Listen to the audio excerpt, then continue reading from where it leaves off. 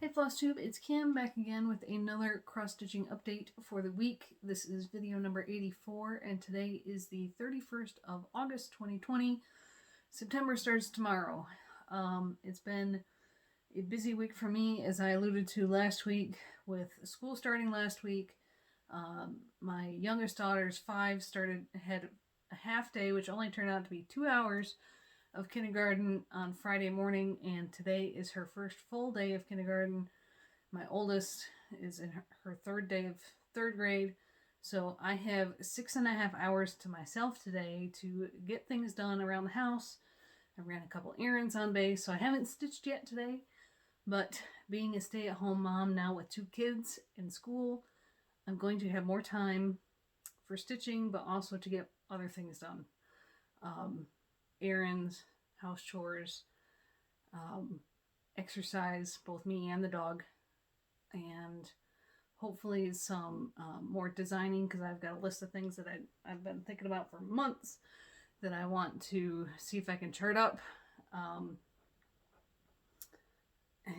stitching, of course. So we'll see what it's like, and we'll see, due to COVID and everything, how that, sorry, I just got a message, how that goes.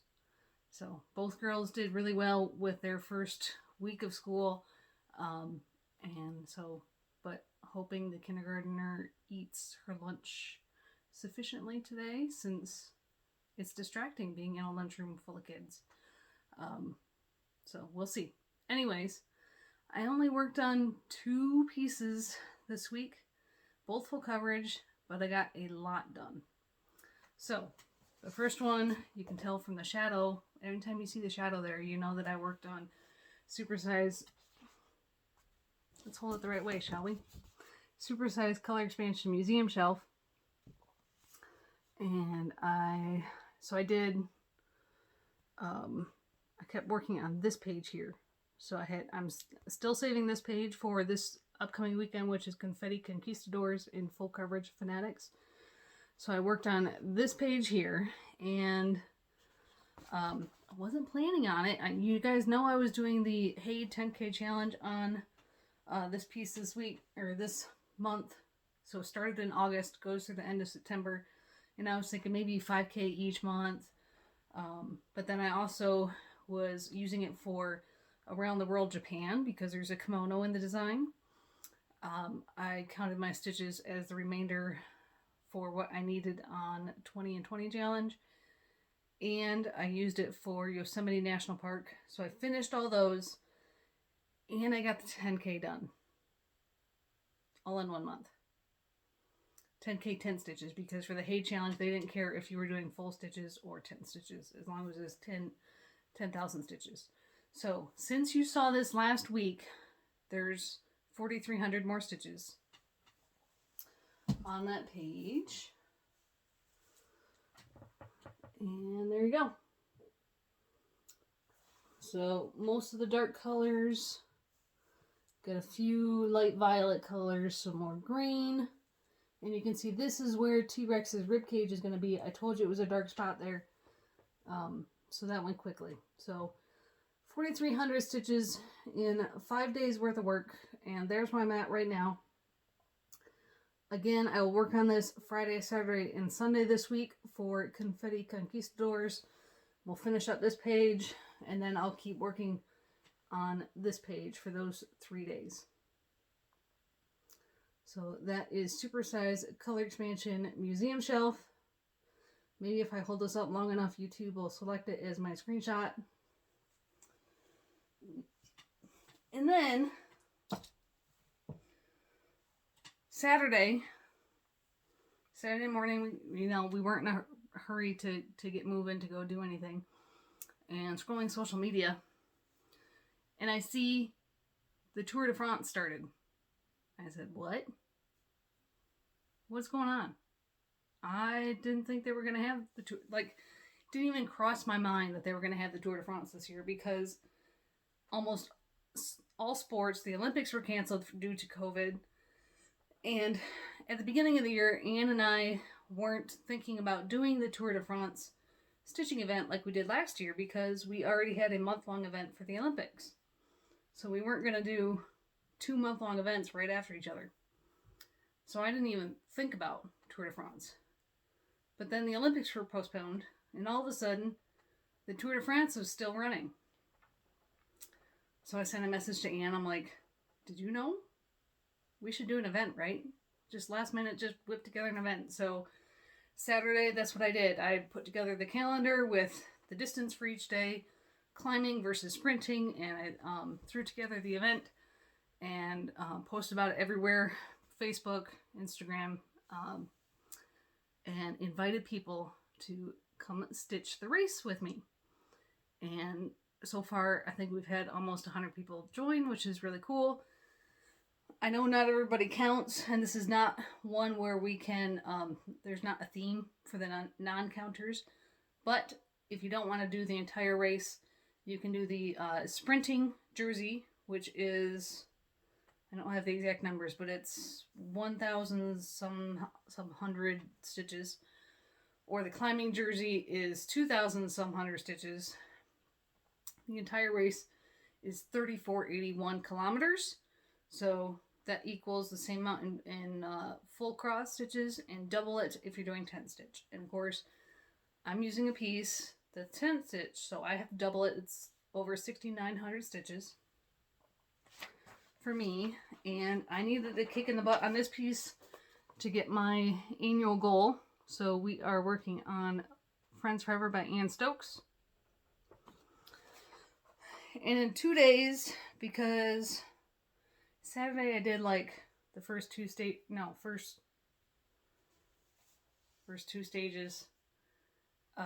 because we were doing some other things during the day. And then Sunday we didn't go anywhere. My husband was building a side table out in the garage, and I was running the laundry through the machines. Like I did like 3 loads, so I can stitch while the washer and dryer are running, and the girls were out playing. So I stitched a lot yesterday. So in 2 days I have managed to stitch 9 stages, I believe. I'm to the first rest day, which is the 7th of September. So 3,000 tent stitches in 2 days, and that's where I am. So again, I'm working on this big page of confetti. I could have used this piece for confetti weekend too, but I decided to use Museum Shelf because that has 125 colors. So of course there's confetti. Some of the pages on this aren't confetti at all, but this one is. So there is 3,000 more stitches on Friends Forever by Ann Stokes. Most of it was in the throne and a little bit in her face. I still have some ninja stitches to go in her face. I am happy about it, but there's still, along with these eyes, detail is so important, and one stitch can make a big difference. And I still have some open spaces around both her eyes. So, still more detail to come in her face. So that's 3,000 out of the 6,900 for the tour. And that's what I worked on this week. That's what? Over 7,000 tent stitches in a week. The plan for this upcoming week, tomorrow is the 1st of September, which means the new Familiar comes out in the catalog of Witch's Familiar sale by Ingleside Imaginarium. So I'll work on that starting tomorrow. See if it takes me 1 or 2 days to do that. Museum Shelf, Friday, Saturday, Sunday. Today, I think I'm going to work on my Roly-Poly Santa and Mrs. Claus in the Christmas cross-stitch treasures book. It's all Joan Elliott designs. So I've got these two started on plastic, perforated plastic. See them up against my shirt.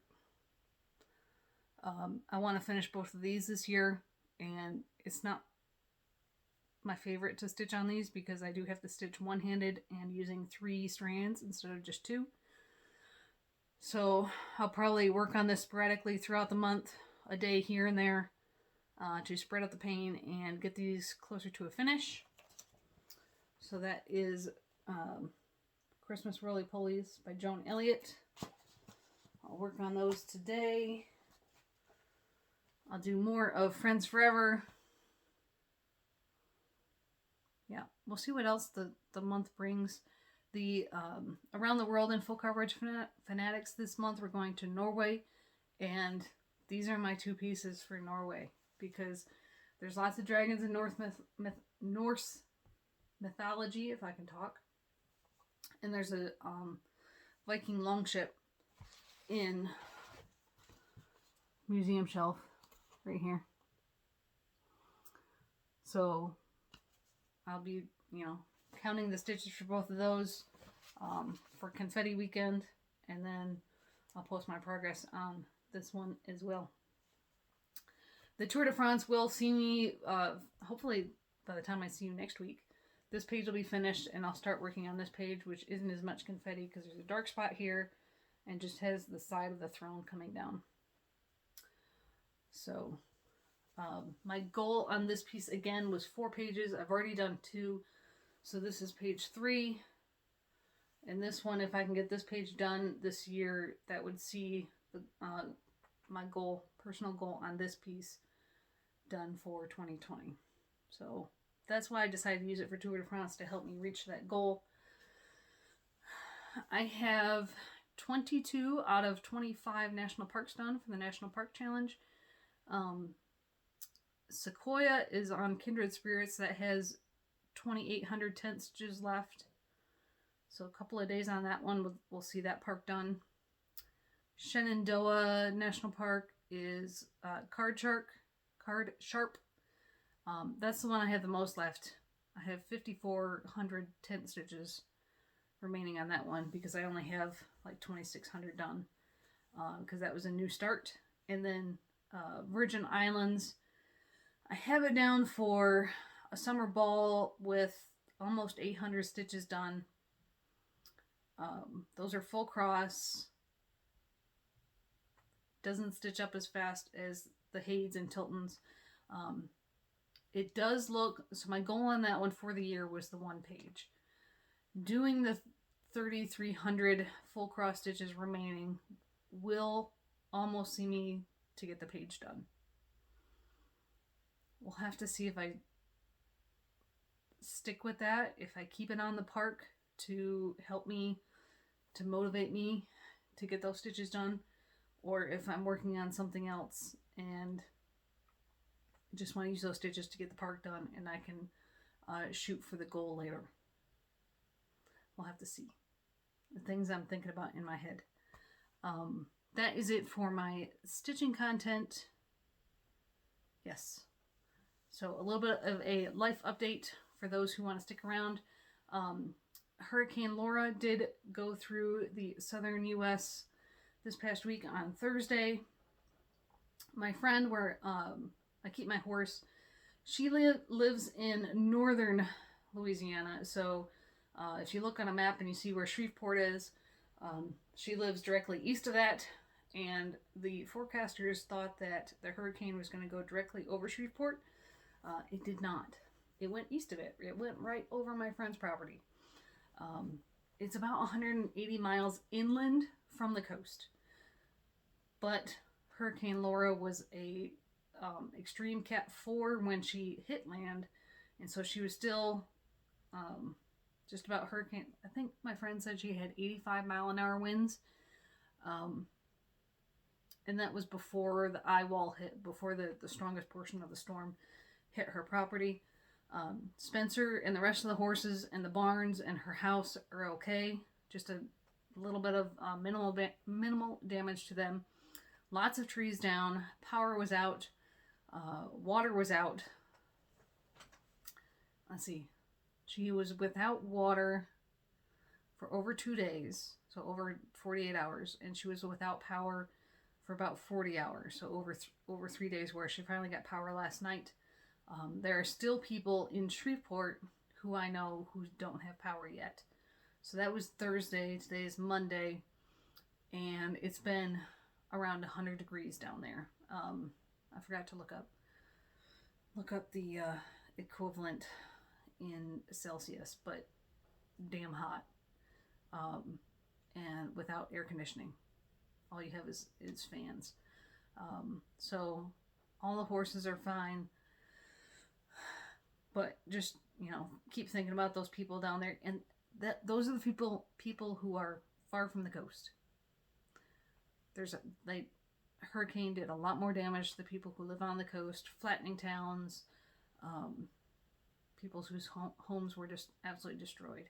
So I'm thinking about those folks. Yeah.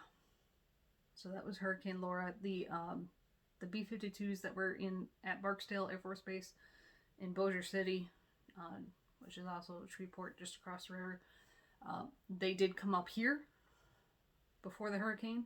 We call that a HUREVAC, for hurricane evacuation. When I was stationed at Seymour Johnson, we HUREVAC'd a couple of times because we were about an hour's drive off the coast of North Carolina. So that's when you send as many jets as can possibly fly out of the area. You squeeze as many other jets that can't fly into the hangars. Like, usually it's one jet per hangar. Where at Seymour we had the KC-135 reserve wing. So they'd have the big hangars. We'd pull a couple F-15Es, put those in first, pull in the KC-135, and put a couple more F-15Es. So it had, on either side of its wings, it had a jet on each side. Just to try to protect those planes, because planes want to fly, and when you get wind gusts that high, planes can leave, and there's nothing, even with tie down straps, you're gonna damage the plane. So we get the planes out if we can, and if not, we stick them in hangars. So the Barksdale jets are fine. They left here Friday and Saturday. So they were only up here for a few days. Okay, Air Force Stories is more current events that happened this past week in the B-52 community. So you already know that we have 6 jets in the UK at RAF Fairford.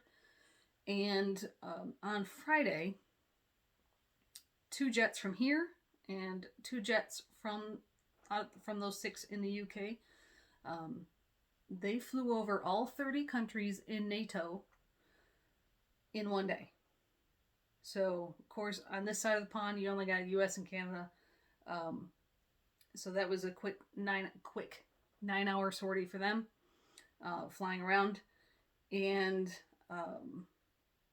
the jets in the UK flew all around Europe, and they were accompanied by fighter jets from multitude of different countries. I saw pictures. Of course, the Royal Canadian Air Force had jets accompany our local planes. And then in Europe, we had Norway, Denmark, Poland, Belgium, among some others. There were some others where I could see the pictures, but it was hard to identify based on the quality of the pictures what countries they were from. But they did fly over all 30 NATO countries in one day. And there was a little bit of an incident. While the jets from the UK were flying over the European countries, they flew over international waters over the Black Sea. And apparently the Russian government does not appreciate that, even though it's international waters. Our planes were obeying the standards and rules of flight for the International Civil Aviation Organization, so they were doing everything they should. And there were a couple of Russian Su-27 flankers that came up to their wings and pretty much were harassing these B-52s from the wings for a little bit. And there's video. You can Google it and you'll find the video. And then these fighter jets proceeded to cross in front of, within 100 feet of the nose of the B-52s. While it's flying, they crossed in front of it in full afterburner. Very dangerous. Causes, turbulence for the B-52. Obviously, B-52 can't maneuver because they have these fighter jets harassing them in the air. So, That's what we got from the Russian government just for flying over the international waters of the Black Sea.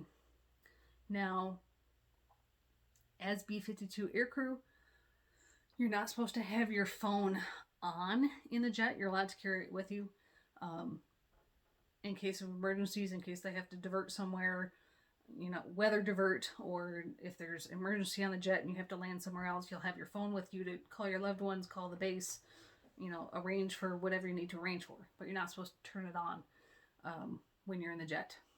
Well, the reason there's video is that one of the aircrew members on one of the B-52s turned it on and took video out the window of the cockpit of these Russian fighter jets. What he should have done is taken his phone once they landed and taken it to the intel folks and his chain of command once he landed. The folks that, are deployed with him. I don't know the background, but he uploaded the video to YouTube, which is why it's on the news now and why news websites have it. So I guarantee you that